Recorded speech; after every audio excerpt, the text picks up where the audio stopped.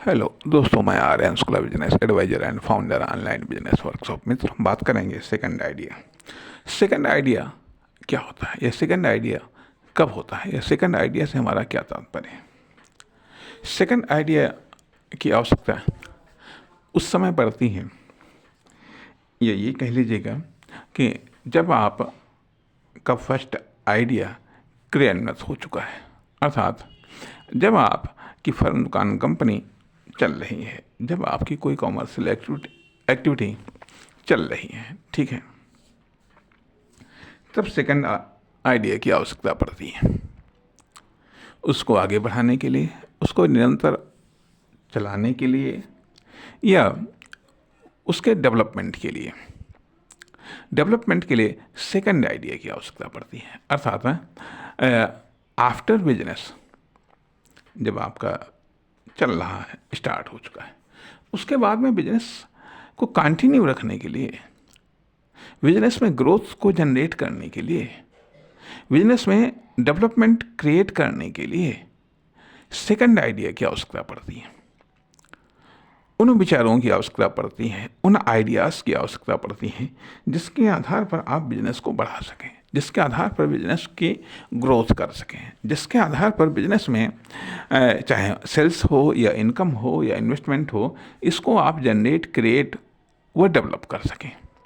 अब कहने का अर्थ यह कि पहले तो लाइफ में एक आइडिया आया कि चलो ठीक है, हम ये कॉमर्शियल एक्टिविटी करते हैं, या ये फर्म, दुकान, कंपनी ओपन करते हैं, या इन प्रोडक्ट या इन सर्विस को हम इंस्टॉल करते हैं, ठीक है, लॉन्च करते हैं। अब उसके बाद में इसको कंटिन्यू रखने के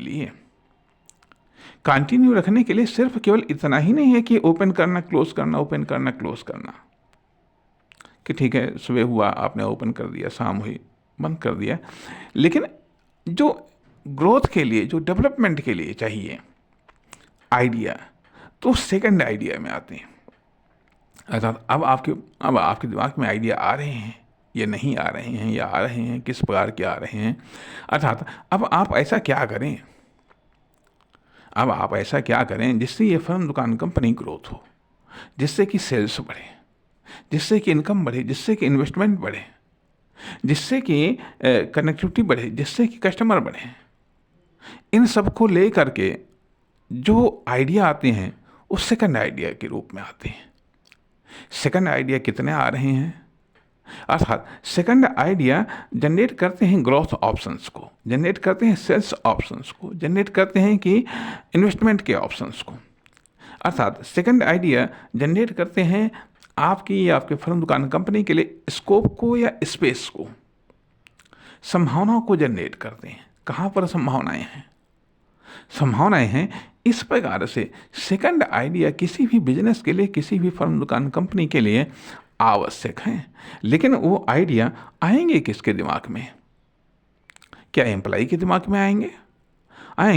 क्या ये मैनेजमेंट के दिमाग में आएंगे, या फिर बिजनेसमैन या एंटरप्रेन्योर के दिमाग में आएंगे?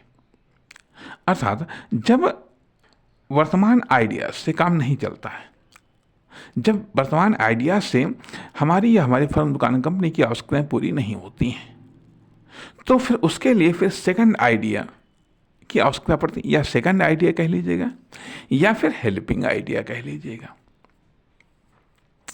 या फिर हेल्पिंग आइडिया। अर्थात हेल्पिंग आइडिया वो आइडिया जो मेन आइडिया की हेल्प करते हैं। अर्थात मेन आइडिया इम्प्लीमेंट हो चुका है, मेन आइडिया फर्म, दुकान, कंपनी के रूप में इम्प्लीमेंट हो चुका है, ठीक है। अब उसकी हेल्प के लिए, उसके डेवलपमेंट के लिए, उसकी हेल्प के लिए जो आइडिया चाहिए, वो हेल्पिंग आइडिया या वह सेकंड आइडिया के रूप में जाने जाते हैं। क्या हेल्पिंग आइडिया आप जनरेट कर पा रहे हैं? क्या आपके एम्प्लॉय के द्वारा हेल्पिंग आइडिया जनरेट हो पा रहा है?